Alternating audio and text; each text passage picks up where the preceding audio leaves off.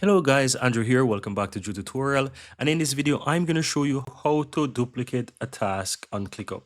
So if you have a task that you want to duplicate, then you can easily do that by look towards the right hand side. You'll find three dots, click on that.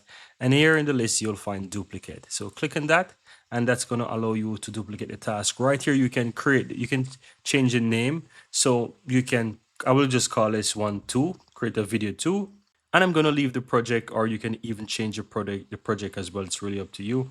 Here you can choose what would you like to copy. It can be a few things. You can select what inside that you want to copy, or you can copy everything really. And just simply click on duplicate. And that's all. So once you duplicate the task, you will see that the task is created as well with everything. And also it will be having the name that you choose it. If you open up the task, you will see that the task contains all details like the previous task, subtask, everything. And that's it. So you can choose what you want to duplicate and what you want to copy over.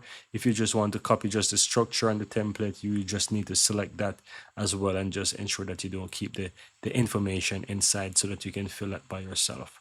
What I recommend is that you create templates for your subtask as well, so you can easily select those if you want to strip down and create just the basic task, so you can add your templates and so forth. Keep in mind as well that it will copy over the due date, so you will need to change that as well if you copy everything as well. So in case I want to change this one due date, I need to click on it and just kind of change the due date to something else, and you will see that it is now changed. And that's pretty much it, guys. That's how you copy a task in ClickUp.